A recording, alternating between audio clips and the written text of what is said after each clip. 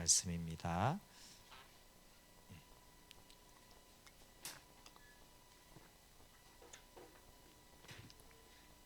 네, 디모데전서 2장 5절. 네, 제 성경은 신약 338면에 있습니다. 네, 디모데전서 2장 5절 한 절만 같이 봉독할게요. 시작. 하나님은 한 분이시요 또 하나님과 사람 사이의 중보자도 한 분이시니 곧 사람이신 그리스도 예수라. 아멘. 네, 오늘은 기독교 강요 30번째 시간이고요. 제목은 참 사람이시요 참 하나님이신 중보자라고 했습니다. 예수 그리스도가 참 하나님이고 참 사람인 거 우리가 잘 들어 알고 있는데 되게 중요한 부분이고 어떻게 참 사람이시고 하나님이신지 함께 우리 예수님을 아는 시간을 가지려고 합니다.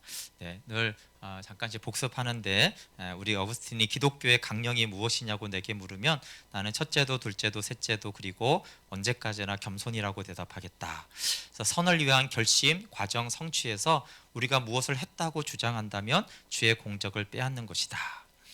네, 좀 전에도 말한 대로 십자가에서 우리가 겸손을 배우죠. 십자가가 아니면 이 세상에 그러면 원칙이 뭐냐 그러면 첫째도 교만이고 둘째도 교만이고 셋째도 교만이고 언제까지나 높은 자리를 탐하는 것이다. 이게 교만이라고 말하면 좀 거북하지만 이거 참 공부 잘하고 싶고 돈 더 많이 벌고 싶고 성진하고 싶고 더 인기 있고 싶고 다 이제 더 높아지는 거잖아요. 그렇죠? 높은 자리에 앉고 싶어 하는 것이 이 세상의 원리죠. 어떤 형태로든 이 세상의 원리는 교만으로 가는 것이고 근데 하나님의 나라는 겸손으로 가는 것이다라고 말씀하고 있어요. 그래서 내가 이렇게 했는데라고 우리가 할 수 있지만 그 다음에 우리가 깨달아야 될 거는 내가 또 주님의 영광을 도적질했구나.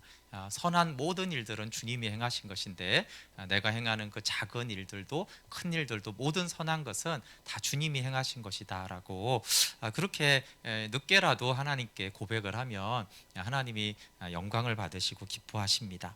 네, 그리고 이제 구약에 대해서 주께서 그리스도를 나타내심으로 옛 언약 구약을 실행하신 것이라면 구약의 목적은 항상 그리스도와 영생에 있었다고 하지 않을 수 없다는 거예요. 그래서 우리가 구약을 볼 때에도 구약의 초점과 중심은 늘 그리스도와 영생이다라는 것을 저희가 한동안 봤습니다. 특별히 이제 언약의 조상부터 아담부터 쭉 봤지만 언약의 조상들이 받은 축복은 지상적인 것이 아니라 하늘 생명을 사는 것이었다. 그래서 아브라함, 이삭, 야곱 우리가 이제 착각하고 보면 그들이 마치 지상의 복을 받은 것 같지만 잘 들여다보면 그들은 지상의 관점에서 보면 참 비참하고 어렵고 고난이 많았지만 더 이상의 것이 있다라는 것을 알고 특히 야곱이 정말 죽도록 고생하고 비참함의 표본이라고 했지만 한 번도 그 장자권을 사서 그쵸? 하나님의 이름에 그 계보에 그 생명의 계보에 들어가서 이스라엘이라고 부른 그것을 한 번도 후회한 적이 없는 것이에요. 아무리 비참하고 아무리 우울증이 걸려서 죽을 것 같아도 그래도 이 하나님의 하늘 상속권 또 아브라함의 계보를 잇는 이 예수 그리스도의 계보에 들어가는 이것만은 그거 한 번도 후회한 적이 없고 수많은 어리석은 생각과 판단과 결과가 있었지만 야곱이 한 가지 면에서는 사실 실수를 하지 않아요. 그것이 이제 믿음의 선진들도 보면은 다윗도 그렇고 참 문제가 많잖아요, 그렇죠? 그렇지만 그들이 하나님의 그 믿음 안에 하나님의 언약 안이 있어야 된다는 이 한 가지만은 이 초점을 잃어버리진 않아요. 비록 벗어날 때도 있지만 언제나 거기에 한 가지 점에서는 그들은 끝없는 신뢰와 신실하심으로 따랐어요. 그래서 하나님께서 이들이 영생의 복을 구하는 자들이기 때문에 하나님이 사랑하셨죠. 그래서 경건한 자들은 거의 한평생 계속되는 곤란을 겪으면서도 하늘을 우러러 보았기에 주님이 주시는 십자가는 지대 그것은 잠시 동안이며 그들이 받는 자비는 영원하다는 것을 인정했습니다. 네, 그리고 이제 신구약의 차이점과 유사점에 대해서 저희가 살펴보았는데 구약은 영적 축복을 현세적 축복으로 표현합니다. 그리고 구약에는 형상과 의식으로 진상을 전하며 그리스도를 예표했어요. 그리고 구약은 문자적이요 신약은 영적입니다. 이것은 이제 옛 언약과 새 언약의 차이에서 예레미야 31장에 나오는 표현이고요. 또 구약을 종살이 언약이라고 부르며 신약은 자유의 언약이라고 부른다. 그래서 뭐 종살이 언약이 좀 나쁜 것 같지만 사실 종살이 언약도 엄청 좋은 건데요. 그렇지만 이제 로마서 8장에 보면 우리가 이제 더 이상 종의 영을 받지 않고 이제 아바 아버지라 자녀의 영을 받았다라고 하면서 더 나은 언약임을 말하고 있습니다. 또 구약은 한 민족의, 신약은 모든 민족에게 관계되죠. 그래서 그렇지만 신구약의 일관성과 유사점이 더 많은데 아직 오지 않는 그리스도를 나타내고 오리라고 선포하는 표징하고 이미 오신 그리스도를 나타내는 표정이 다른 것은 너무나 사실 당연한 것이에요. 그리스도와 영생을 전하지만 오실 그리스도를 증거하는 것과 오신 그리스도를 증거하는 표징이 다른 것은 이상한 것이 아니죠. 그렇지만 똑같은 주제와 초점을 가지고 신구약 성경이 있습니다. 그래서 예수님도 구약 성경에 대해서 요한복음 5장 39절에 이 성경이 영생을 얻는 줄 생각하고 성경을 연구하거니와 이 성경이 곧 내게 대하여 정언하는 것이니라. 그래서 구약 성경이 그리스도와 영생을 증거한다고 했고 신약은 뭐 말도 할 수가 없죠. 당연히 그리스도와 영생을 증거합니다. 그래서 우리가 신구약 성경을 어디를 보더라도 그리스도 중심성으로 십자가 중심성으로 또 영생에 대한 말씀으로 우리가 해석하고 받아들이는 것이 맞고 그럴 때 주님이 뜻하신 대로 우리가 성경을 통해서 하나님을 알고 풍성한 생명을 누릴 수가 있습니다. 네, 오늘은 이제 중보자 대신 그리스도에 대해서 이제 좀 나누려고 하는데요. 예수님이 이제 중보자가 되셨는데 중보의 직책을 다하기 위해서 그리스도는 사람이 되셔야 했다라는 거예요. 그래서 중보자가 하나님인 동시에 왜 사람이 돼야 하는가 그 이유들에서 살펴보면 네.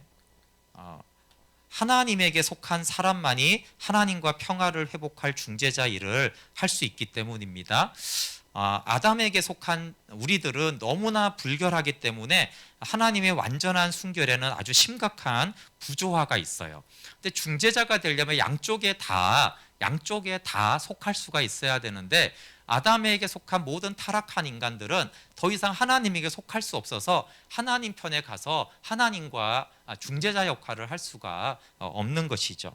그래서 하나님의 아들이신 즉 하나님에게 속하고 하나님과 화목한 분이 결국은 하나님과 중재 역할을 할 수가 있기 때문에 아들이 우리를 위해서 임마누엘 즉 하나님이 우리와 계시는 하나님이 되신 것입니다. 그래서 바울이 이 중보자를 사람이라고 분명하게 지적하는 것은 아주 훌륭한 이유가 있는 것입니다. 오늘 본문인데요. 디모데전서 2장 5절에 이렇게 하나님은 한 분이시요 또 하나님과 사람 사이의 중보자도 한 분이시니 곧 사람이신 그리스도 예수라 이렇게 표현하고 있어요. 근데 여기 사람이신 안에 하나님이신 그리스도 예수라 이렇게 해도 되잖아요. 그렇죠? 아니면 그냥 생략해도 돼요. 그냥 그리스도가 중요하니까. 그런데 바울은 굳이 거기에 여기 지금 하나님도 한 분이시고 그러니까 되게 하나님으로 시작하고 중보도 한 분이신데 그 중보자를 사람이신 그리스도다, 사람이시다라고 굳이 이렇게 설명을 하고 있는 것이죠. 사람이시라는 것은 그가 우리에게 가까이 계시다라는 거예요. 그러니까 하나님의 아들이시다라는 것은 뭐냐면 하나님과 가까이 계신 분이시죠. 그럼 이제 사람이신 그리스도라는 것은 그 예수님이 사람과 우리와 가까이 계시다라는 것을 말하고 있는 것이에요. 그는 우리와 같은 육체를 지니고 계심으로 그가 우리와 접촉해 있다라는 것을 말합니다. 그래서 사람이신 그리스도는 우리와 가까이 계시고 우리와 연합되신 중보자세요. 그래서 예수 그리스도는 하나님의 아들로서 하나님과도 연합되어 계시고 또 사람으로 오셔서 믿는 자 사람하고도 연합되어 계시는 그런 양쪽에 다 연합을 이루게 계심으로 중보자 역할을 하신 것입니다. 우리와 떨어져서 하나님과 우리 사이를 화목하게 한 것이 아니라는 것이에요. 네, 하나님의 편에서 우리를 용서하는 중보자 역할을 한 것이 아니라 한편으로는 하나님 편에 하나님께 속해서 한편으로는 사람에게 속하셔서 중보하는 화목하게 하는 그 역할을 담당하셨다라는 것입니다. 그래서 사람이신 중보자를 성경은 많이 증거하고 있어요. 예를 들어서 히브리서 4장 15절 같은 경우에도 우리에게 있는 대제사장이 우리의 연약함을 동정하지 못하실 리가 아니고, 이 동정하다는 우리와 같은 경험을 해서 같은 것을 느끼는 분이시다라는, 같은 경험을 한 분이시다라는 것이에요. 그렇죠? 그래서 우리와 똑같이 시험을 받으셨다, 이런 모든 표현이 사람이신 중보자를 말씀하는 것이죠. 단지 사람을 말하는 것이 아니라 그분이 사람이신 중보자라는 것들을, 왜 우리를 동정하시고 시험을 받으세요? 하나님에게 가서 우리와 중보자의 역할을 하시기 위해서 그분은 우리와 똑같이 시험을 받으시고 또 우리의 연약함을 다 동정하신 중보자이십니다. 그래서 참 사람이신 그리스도가 복음에서 굉장히 중보자에게서 중요한 역할을 하는 것이죠. 네, 그래서 중보자는 참 하나님이시며 참 사람이셔야 했습니다. 그래서 이제 참 사람이신 중보자를 성경에서 많이 말하고 있어요. 그분이 중보자로서 하실 임무는 우리를 사람의 자녀를 하나님의 자녀 삼으시고 또 지옥의 상속자를 천국의 상속자로 만드는 것이 그분의 임무였잖아요, 그렇죠? 그것을 어떻게 그 임무를 수행했냐면 연합을 통해서 임무를 수행했다라는 것이에요. 이것이 이제 사람이신 그리스도의 굉장히 중요한 부분입니다. 우리가 그리스도가 사람이라는 것을 아는 것이, 참 사람인 걸 아는 것이 중요한 것은 그분이 우리와 연합을 통해서 이 구원의 중보자의 직무를 이행하셨다라는 것이에요. 그러면서 칼빈이 이런 표현을 쓰더라고요. 하나님의 아들이 우리의 몸을 취해서 자기 몸을 만드시고 우리의 살로 자기의 살을, 우리의 뼈로 자기의 뼈를 만들어 우리와 하나가 되셨기에 우리가 하나님의 자녀라고 믿는다. 네, 제가 이제 복음을 전할 때도 이 연합을 이제 가장 강조하는데, 사실 이제 복음을 실제적으로 우리가 알고 누리는데 가장 중요한 것은 연합이에요. 근데 칼빈이 이렇게까지 말하는 거예요. 하나님의 아들은 우리의 몸을 취해서 자기 몸을 만드셨고 우리의 살을 취해서 그 살을 만드셨고 우리의 뼈를 취해서 그분의 뼈를 만드셨다는 거예요. 그래서 우리와 하나가 되었다. 네, 우리가 하나가 되었습니다. 이 하나됨, 완전한 이렇게 사람이신 그리스도와 사람이신 내가 이렇게 하나가 되고 또 그렇게 하나가 되시도록 우리의 뼈와 살로 채우시며 우리와 하나가 되셨기 때문에 그분은 우리가 하나님의 자녀가 되는 이 중보의 구원의 일을 온전히 수행을 하신 것입니다. 그래서 이 연합을 내가 된 예수, 내가 죽은 십자가라고 말할 수 있는 거예요. 예수님은 내가 되셨죠, 그렇죠? 나와 하나가 되셨으니까 나와 하나가 되시려고, 내가 되시려고 내 살과 뼈와 몸을 취하신 것이에요. 그러면 나와 하나가 되신, 내 살과 뼈와 몸을 취하신 그분이 십자가에 못 박혔어요. 그 십자가에 죽으셨잖아요, 그렇죠? 그러면 누구와 함께 죽었냐면, 또 누가 죽었냐면 내가 그리스도와 함께 십자가에 못 박힌 것이죠. 그래서 이 연합을 위해서 참 사람이 되시어 오셨다라는 것이에요. 그리고 연합은 우리의 몸과 살과 뼈만 취한 것이 아니죠. 연합된 주님은 우리의 죄까지도, 그렇죠? 우리의 죄를 당신의 죄로 취하셔서 그분은 십자가에 달리실 때 죄가 되셨어요. 우리 고린도후서 5장 21절 다 안 보이네요. 제가 읽어드릴게요. 하나님이 죄를 알지도 못하신 이를 우리를 대신하여 죄로 삼으신 것은 우리로 하여금 그 안에서 하나님의 의가 되게 하려 하심이라. 네, 몸과 살과 뼈까지 취한 것도 큰 은혜죠. 창조주 하나님이. 그런데 그분은 우리의 정말, 사실 뼈와 살과 피는 몸은 아주 이제 악한 게 아니잖아요, 그렇죠?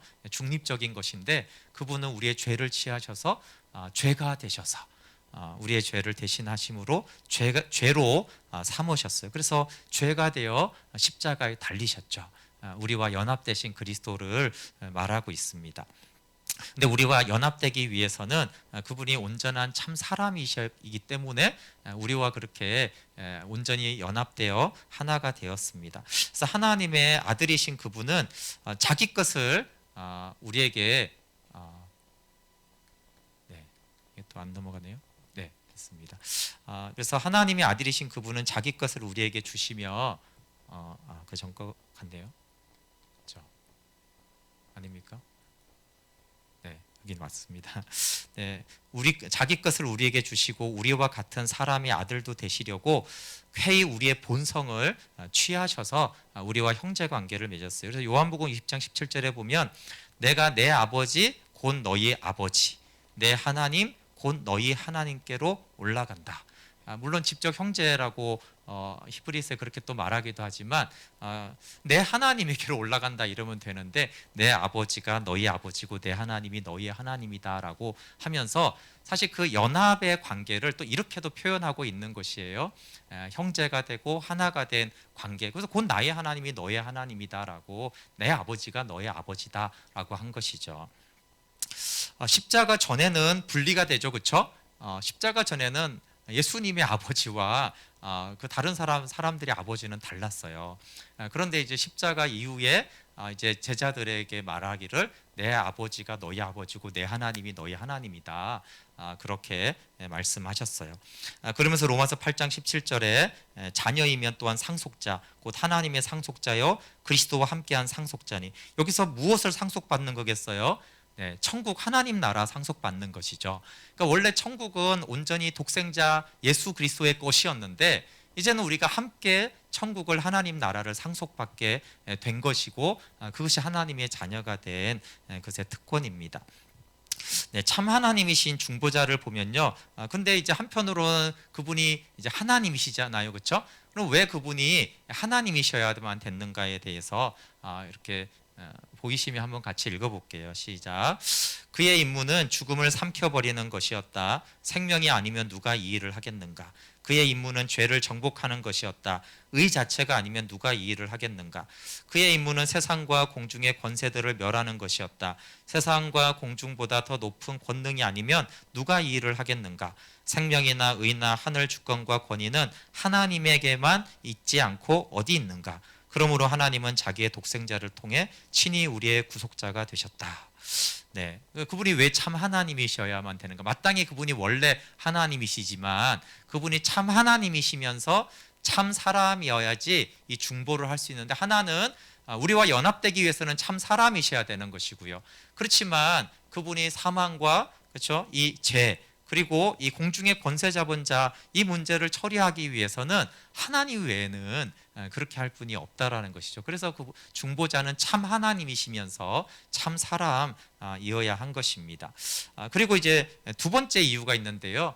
그것은 우리 대신에 참 하나님이시며 참 사람이신 분만이 우리 대신에 복종할 수 있다라는 거예요. 그래서 하나님과 우리가 화목하기 위해서 우리가 못하고 잃어버린 것을 주님이 대신해 주셨는데 단순히 이제 죄 문제가 물론 가장 궁극적이지만 인간의 이 불순종에 대하여서 사람으로 오신 그분이 온전한 복종으로 인간의 불순종을 시정하고 하나님의 심판을 만족시키고 죄에 대하여 형벌을 다 치렀다라는 것이에요.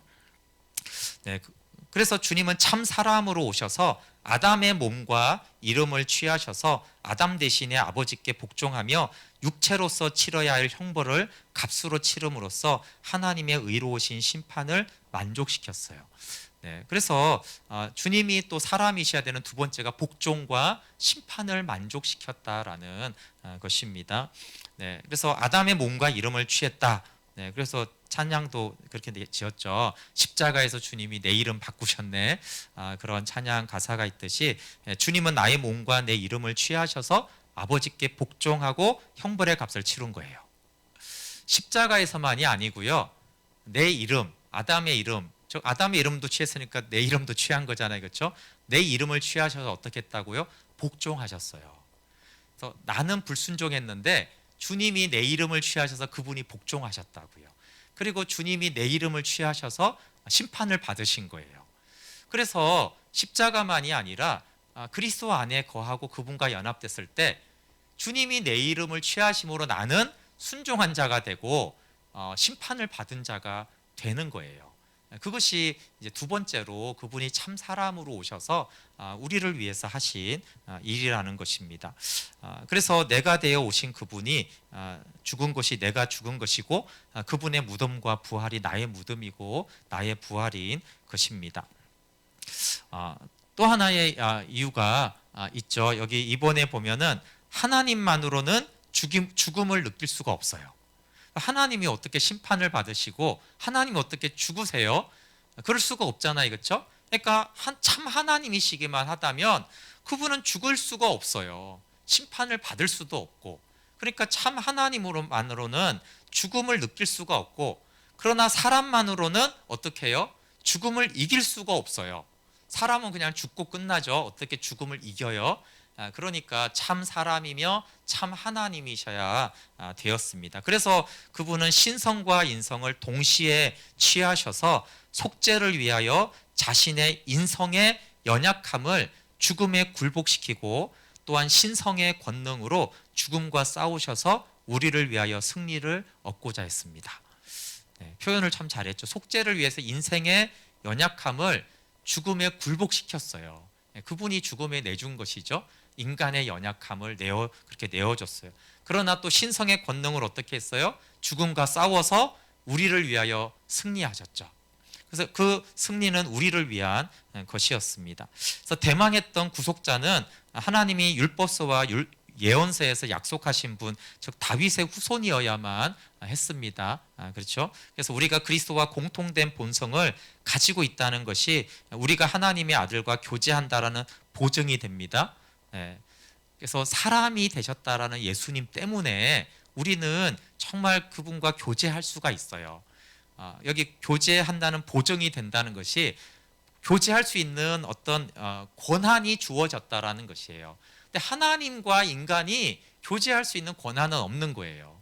근데 사람으로 오신 그분과 우리는 교제할 수 있는 그분이 보증이 되시고, 우리의 육체로 옷 입으신 그가 죽음과 죄를 모두 정복하셔서 그 승리와 개선이 우리의 것이 되게 하셨습니다. 그러니까 하나님이신 예수 그리스도, 예수님은 교제하는 영역의 예수님이 아니라 하나님이신 그분은 죄와 죽음을 정복하신 승리의 주님이세요. 그리고 우리가 그분과 교제하고 사귐을 가질 수 있는 것은 그분이 사람으로 오셔서 우리와 연합되시고 우리와 같이 되셨기 때문에 우리가 그분과 교제를 하고 아들을 통하여서 하나님과도 교제를 할 수 있는 것이 우리에게 열어졌다라는 것이에요. 그래서 신성과 인성을 같이 가지신 그분의 신성이 우리에게 하신 역할과 인성이 하신 역할들이 둘 다 너무나 우리에게 없어서는 안 될 굉장히 중요한 영역이라는 거예요. 그래서 뭐 이걸 인식하지 못하더라도 우리가 하나님과 교제만 생각한다면 인성을 가지신 예수님만 우리가 믿는 거예요. 그리고 죄와 죽음을 정복하신 하나님만 믿는다면 신성을 가지신 예수님만 믿는 거예요. 근데 우리는 두 가지 다를 믿잖아요, 그렇죠? 그 말은 죄와 죽음을 정복하신 예수 그리스도와 함께 그 승리로 인해서 하나님과 교제와 사귐을 갖게 하시는 그리스도의 은총을, 중보자를 우리가 은혜를 잊고 있는 것이죠. 그래서 이 두 가지를 우리가 다 믿고 다 누려야지 신성과 인성을 가지신 그리스도를 믿고 그분의 은혜를 받은 자인 것입니다. 그래서 연합되신 주님은 교제를 이루셨고 승리를 이루셨어요, 그렇죠? 그리고 제가 로드십 때 이렇게 한 말인데, 주님은 주님 자신을 위해서 부활하셔서 죄와 사망을 이기신 게 아니에요, 그렇죠? 예수님 자신은 죄가 없으시니까 죄와 싸울 이유가 없고, 아니 죽지 않으시고 영원한 생명이신 그분이 왜 죽음을 굳이 싸워서 이겨야겠어요, 그렇죠? 근데 그분이 죽으심으로 부활하심으로 죄와 사망을 이기신 이유는 우리를 위해서죠. 즉 우리의 승리를 위해서 부활하신 것이에요. 그래서 주님이 부활하셔서 야 내가 부활했어, 나 드디어 죽음을 이겼어, 나 역시 대단한 것 같아, 그런 건 되게 황당한 얘기예요, 그렇죠?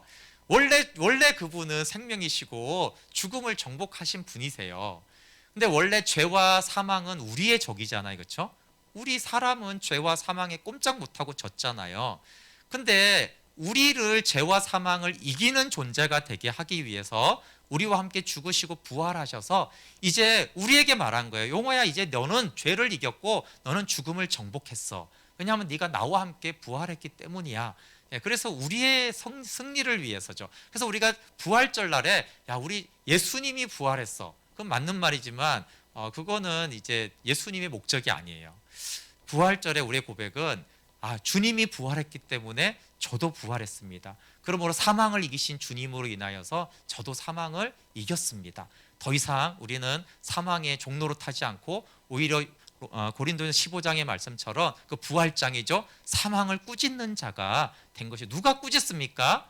이긴 자가 꾸짖는 거예요. 그렇죠? 어떻게 패배자가 이긴 자를 꾸짖을 수가 있어요? 이긴 자가 패배자를 향해서 또 다시 기어오르니까 사망아 너희 승리가 어딨냐라면서 사망을 꾸짖는 존재가 이제 주님의 부활로 인하여서 우리가 부활의 승리를 우리도 부활했기 때문에 그 승리는 우리를 위한 것입니다. 그래서 예수님이 사망을 정복했어. 그건 너무 당연한 것이고 그 안에서 나도 죄와 사망을 정복하고 이긴 존재야. 그건 이제 마귀도 마찬가지인 것이죠. 그래서 왜 영적 전쟁에서 우리가 권한과 권세가 있냐 하면 그분 안에서 우리가 승리했기 때문에 있는 것이죠. 주님이 없이 우리는 늘 사단에게 패배하는 존재인데 우리가 그리스도 안에 그분과 함께 있을 때 연합될 때 우리가 사단을 이기는 것이죠. 그렇기 때문에 참 사람이 되신 그리스도가 얼마나 우리 가운데 교제에서 중요한지 모릅니다. 네, 그리고 이제 같은 얘기지만 그리스도는 인간 본성의 참 본질을 취하셨어요. 그냥 대충 인간이 된 게 아니라는 것이에요. 이것은 역사상 여러 이단들이 있었어요. 그리스도가 참 사람이신 증거가 중요한데 왜냐하면 이제 칼빈은 신성은 그 앞에 이제 여호와를 얘기할 때 다뤘기 때문에 왜 그리스도가 참 사람이신지에 대해서만 설명을 하겠다고 하면서 마르키온파라는 파가 있었는데 그들은 가연설이라고 종종 들어보셨죠? 그리스도의 몸은 그저 그렇게 보였을 뿐이라고 상상을 했어요. 실제 인간의 진짜 몸이 아니라 인간의 몸처럼 보인 것이다. 그래서 이제 가연설이라고 그러죠. 또 마니교도들은 그리스도가 천상적인 육체를 부여받았다고 꿈꾸었어요. 그러니까 우리처럼 이런 몸이 아니라 몸은 몸인데 우리와 차원이 다른 천상적인 몸을 가졌다라고 그렇게 생각을 했습니다. 이런 이단들이 꾸준히 있었어요.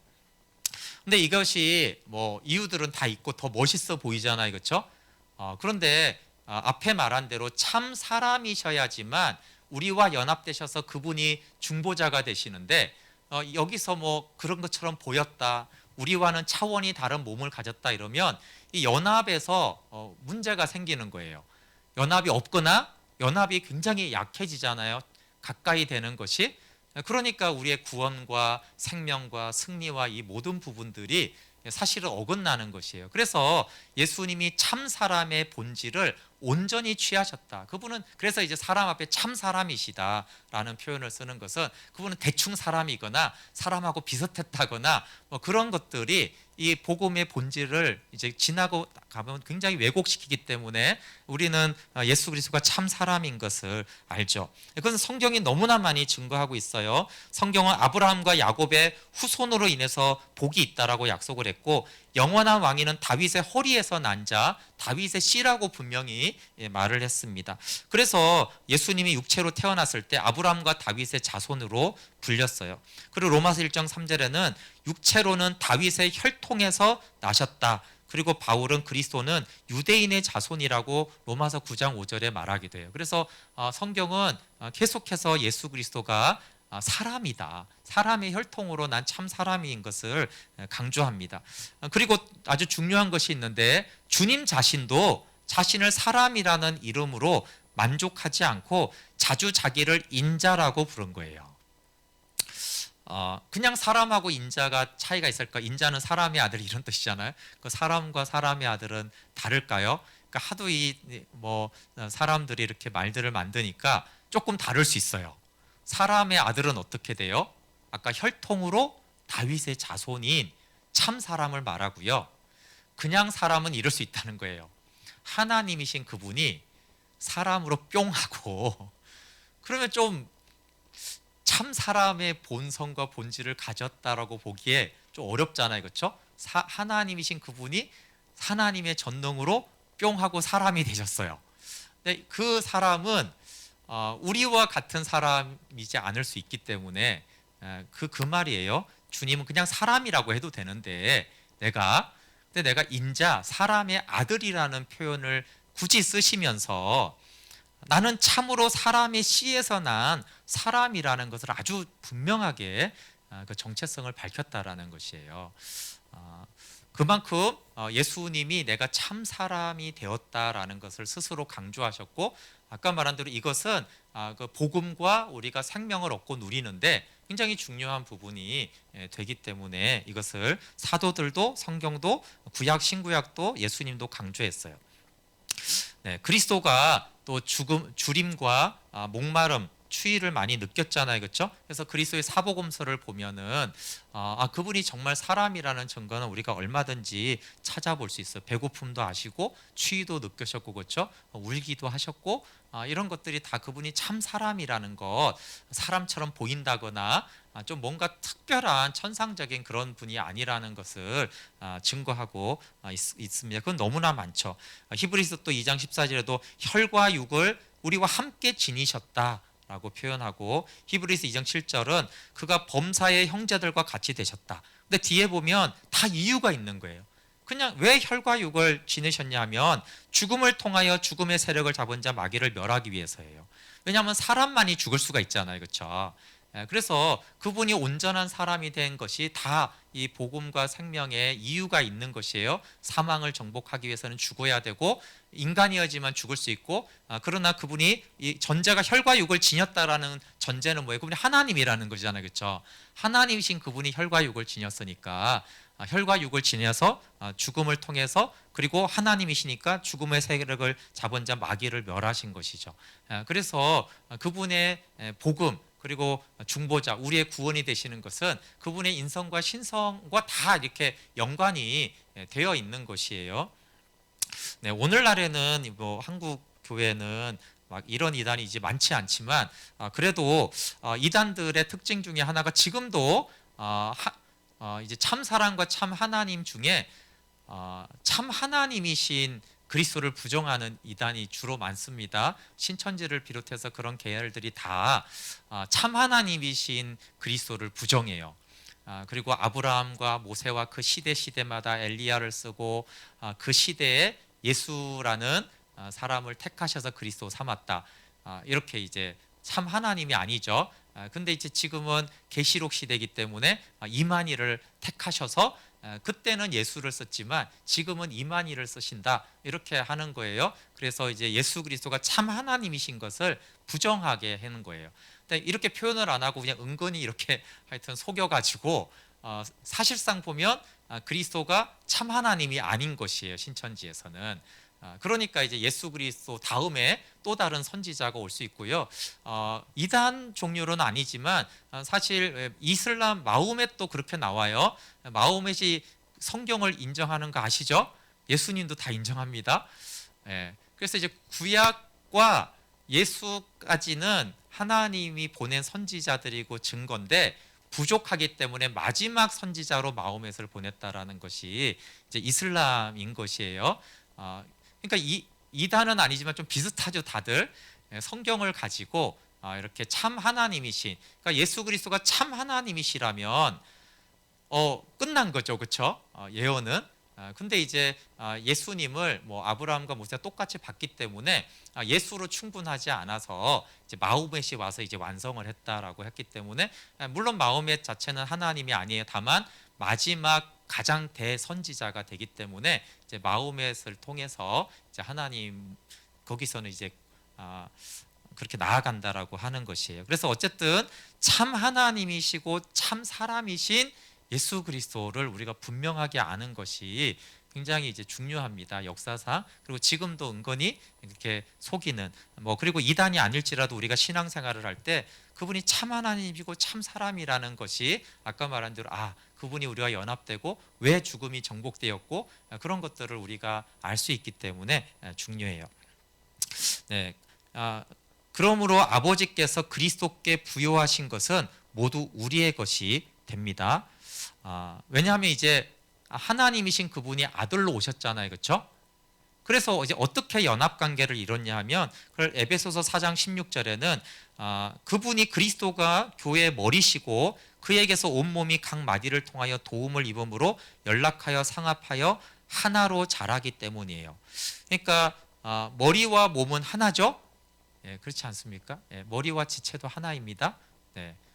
제가 소개할 때 여러분 저는 저의 머리를 먼저 소개하겠습니다. 이렇게 쭉 머리를 소개하고 두 번째 제 몸을 소개하겠습니다라고 쭉 몸무게를 소개하고 그다음에 지체를 소개하겠습니다. 제 손가락은 이렇게 10개입니다라고 1번 손가락 설명하고 이렇게 하지 않잖아요. 그렇죠? 이게 이렇게 우리가 명칭으로 구분할 수 있지만 다 하나인 것이에요.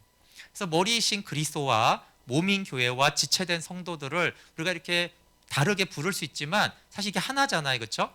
그러니까 이게 하나기 때문에 여기서 아주 중요한 것이 이제 칼빈이 말하는 것이 하나기 때문에 아버지께서 그리스도에게 주신 것은 모두 우리의 것이 된다는 거예요.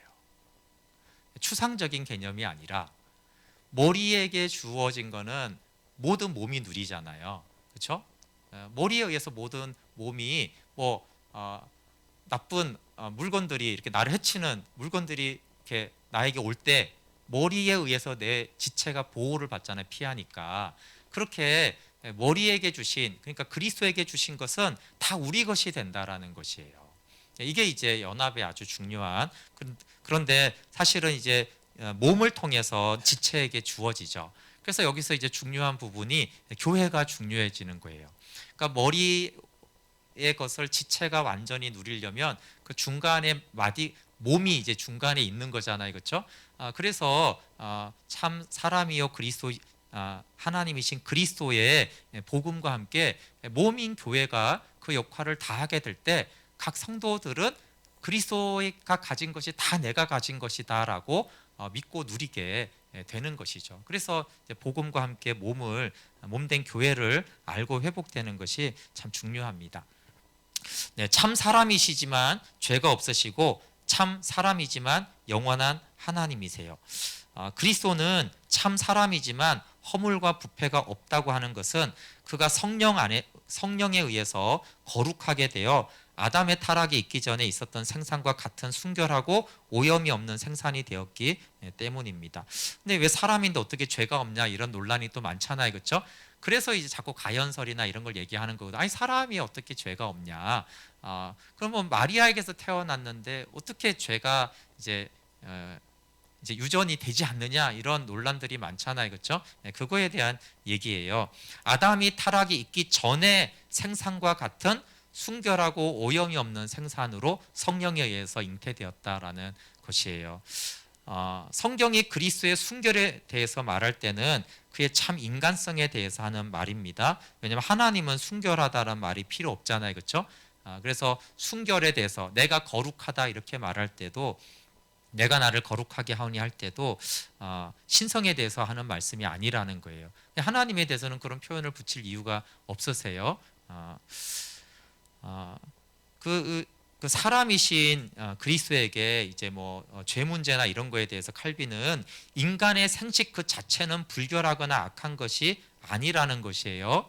문제는 아담의 타락에서 생긴 우발적인 성질 때문에 그렇게 되었어요. 그러니까 완전성을 회복할 사명을 띈 그리스도께서 일반적인 부패를 면하시고 성령으로 잉태되었기 때문에, 근데 그 말은 죄가 있기 전에 잉태의 방식으로 성령께서 잉태케 하셨다라는 것이에요. 그러니까 타락하기 전에 아담과 하와가 잉태하는 그런 방식이었기 때문에 온전한 사람이시고, 다만 성령에 의해서 타락 이전의 잉태의 방식으로 그리스도를 잉태케 하셨기 때문에 죄는 없으시다 이렇게 설명하는 것입니다. 그래서 그게 이상한 것이 아니라는 것이죠. 또 무한한 본질을 가진 말씀이 인간의 본성과 결합하여 한 인격이 되심으로 놀라운 일이 생겼습니다. 즉 하나님의 아들이 하늘에서 내려오셨지만 하늘을 떠나시지 않고서 자의로 처녀의 태중에 계시며 지상을 다니시며 십자가에 달리시는 동시에 맨 처음부터 하신 것과 똑같이 끊임없이 우주에 편만하셨다는 것입니다. 참 하나님이시며 참 사람이신 그리스도를 잘 설명하는 거죠.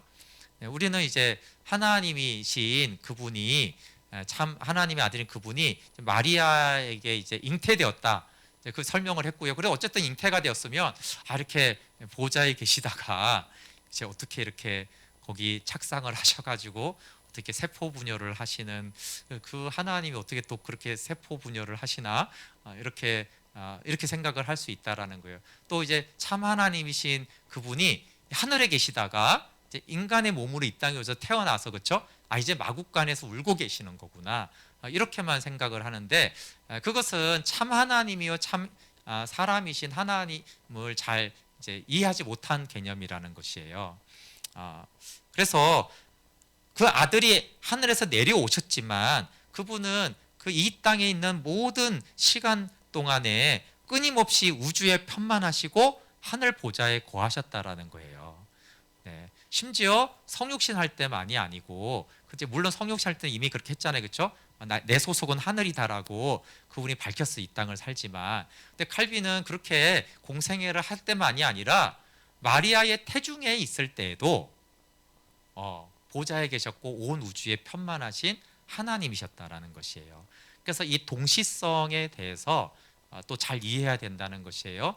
참 하나님이시며 참 인간이신데, 근데 우리가 참 하나님이신 중보자만 생각하고 딱 끊고 또 참 사람 이런 식으로 나눠서 하는 것이 아니라 그분이 동시적으로 하늘과 땅에 거하시고 하나님이시며 사람이시기 때문에 그분이 잉태되든가 어린아이 시절이든가 상관없이 그분은 하나님이셔서 온 우주에 편만하셨다는 것이라, 또 그리고 온 우주에 계시고 보좌에 계신 그분이 정말 참 사람이 되셔서 또 한 여인의 태중에 또 거하시고 또 출산하시고 또 이 땅에서 말을 배우시고 걸음마를 배우는 그 과정을 함께 거치셔서 우리와 연합되셨다라는 그 두 가지의 은혜를 우리가 잘 생각할 때 그분이 참 중보자가 되셨구나.